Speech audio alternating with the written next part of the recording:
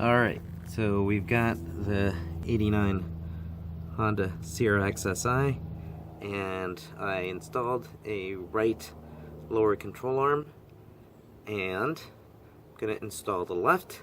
Wanted to show you what that's going to be all about. Here's the old right one, and here's the new left one. So first thing I got to do is to install the left one is remove the wheel. So let's do that. I removed the cover, and you can use your own little jack, your little crowbar. And pro tip, what I like to do is just give myself a little bit more leverage, just like that, so I can loosen these nuts. Alright, I've loosened the nuts, and like I said, you know, that'll give you a little bit more leverage. You can use a longer piece of 1/2-inch pipe if you want, but now I'm gonna jack up the car and just use the regular jack that it comes with, and then use some wooden blocks to keep it up. Alright, so I jacked up the car just enough for the wheel to be off the ground a bit, and of course we all know we want to jack the car up in those notches there. So now I'm going to remove the wheel. Alrighty, so I removed the wheel. That'll give me better access to the lower control arm, but I'm going to need this jack. I don't have another floor jack. So what I'm going to do is get this block of wood and these other two blocks of wood to help me to keep the car up. Alright, so I jacked up the car a little bit. I put the blocks of wood there. I'm going to need this jack, that's why I put the blocks of wood there. So this will keep the car pretty sturdy. It's not going anywhere. Alright, and I'm going to need this jack later to adjust the shock absorber so I can move that lower control arm. Alright, so here's the lower control arm right here. Here's one bolt I'll need to undo. Here's another bolt I'll need to undo. And here's the last bolt I'll need to undo. As you can tell, I've got a, I don't know, there you go. Got a nice big fat rear anti-sway bar, and there's another link back here that also attaches to a bracket under here, and that bracket there is on the other side of this bolt. Alright, so I'll need to keep this in mind too. So first thing I'll need to do is start to loosen up some of these bolts. So I'm going to start loosening up the bolts. Alright, let's start with this one here.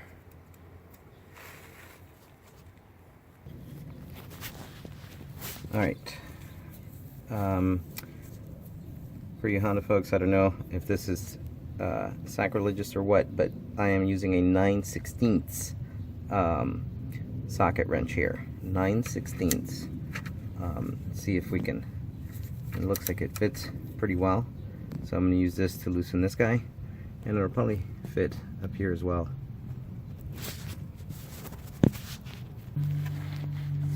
Alright, so this guy was pretty easy to loosen up. You know, I had a lot more movement, freedom. This guy, this bolt, I can't really access it that well because of this fat boy right here. So what I'm going to do is use, you may have noticed I had a 1/2 inch with an adapter to 3/8. So I'm just going to use another 3/8 so I don't need to have that adapter like that, and then get up in here. See, I've got more freedom there.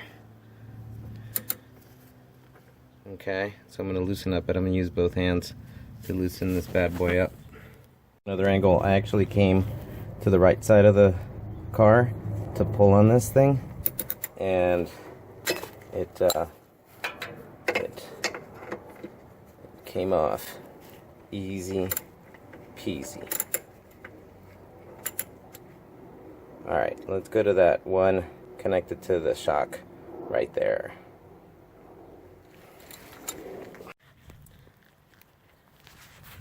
Okay, so I removed this bolt here.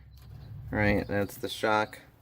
And I removed this bolt, and I used, let's see here, what did I use? I used a 17 millimeter. So this was a 17 millimeter for this guy. Okay, so I took the bolt off. Sorry, took the nut off. But I don't want to take this bolt off because there's a lot of downward pressure from this shock. So what I'm going to do is I'm going to put the jack right up in here just to give it a little bit of relief, so that there's no downward pressure from the shock. Just lift, help to lift this up a bit. Actually, I could just put it down here to give it a little bit of relief, and then start removing these other bolts. Okay.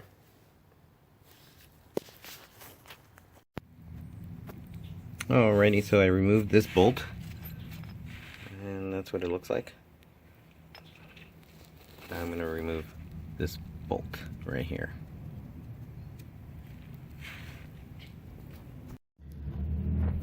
Alrighty, so I removed this second bolt. Interesting thing is that it says, interesting thing is that it says 10 there, and I guess I could use a 10 millimeter. The saying goes, you can take a Honda apart with a 10 millimeter wrench, but the 9/16 seems to be working. So now I need to get rid of that bolt there. So the bolt head is on the other side. So what I'm going to do is try to get it from the other side. I had to raise the jack just a wee bit more, and hopefully that'll just take pressure off of the downward pressure from the shock, and should be easier to take off. Alrighty, so finally removed that big bolt there. Alright, so this guy, and this guy, and I had to do a lot of ratcheting on the other side, and this helped, but I had to really adjust it to take off some pressure from the shock. So this is probably going to be the most difficult one to put back, but now it's just a matter of taking off this guy, this lower control arm, and putting the new one in its place. So here's the left lower control arm removed, and I mean, it's probably would have been fine, but I wanted to try the new bushings. This does look like it's a little worn out. This area here isn't used, and I wonder if this is if this lower control arm is compatible with the Integras, who maybe have a brake line connected to it. So there was no brake line connected to this lower control arm.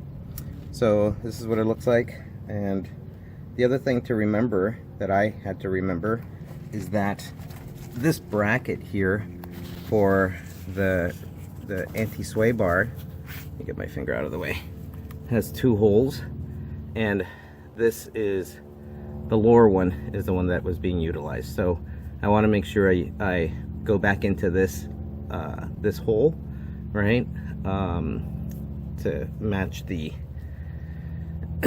match what was placed before, I do have a video on this fat boy, this rear anti-sway bar. It was actually a real treat to drive the car after that was installed. So we'll see what this looks like now. So I'm gonna put the lower control arm back on, and I'll try to put all the bolts in and then kind of tell you if I had any learning lessons there. Alrighty, so what I've done here is I've mocked it up. I've put this bolt into this bushing, and I haven't lined up these bolts here. This is going to be the most difficult one because of the additional bracket on the back. So what I'm going to do is use the jack to lift up the lower control arm and the shock bracket. Lift it up so that this can line up with this. So at least I can have these two ends line up, and then I'll fidget with this guy. It's probably going to require me having to lower and lift up the jack to line all three of these things. This, and then the bracket on the other side. Let's see, that bracket. You know, it's going to take a little bit of time. So first thing is I'm going to lift this up, jack this up so that this can go up, so that this can line up with this. Alright, new strategy, folks. So what I did was, first thing I did was attach this bolt to this part of the lower control arm, and then I ran the head of the bolt this way to go through the shock absorber bracket and the lower control arm. I still need to attach it to the other bracket. I just made it easy on myself, ran the bolt this way as opposed to running the bolt from the opposite way. And then, as you can tell, I got the jack and I jacked up the shock absorber all the way so that this end of the lower control arm went all, everything matched, and then I ran the bolt that way. And I started to tighten that bolt. That fits. And this one is fitting. I just need to tighten that one. And what I need to do now is lower this jack so that this bolt runs through the bracket on the other side, the bracket that attaches to, let's see here if I can show it to you. Let's go around this way. Let's find a hole. There you go. There's the bracket. There's the bottom hole right down there. That needs to go through the bolt, and there's the bolt there. So I just need to kind of play with this until that bolt goes through that bracket, and we'll be good. I just need to tighten everything up, and that was it. So I changed strategies, made it easier myself, running the bolt this way. Shouldn't make a difference, and I'll show you the end result. Okay, everything's tightened up.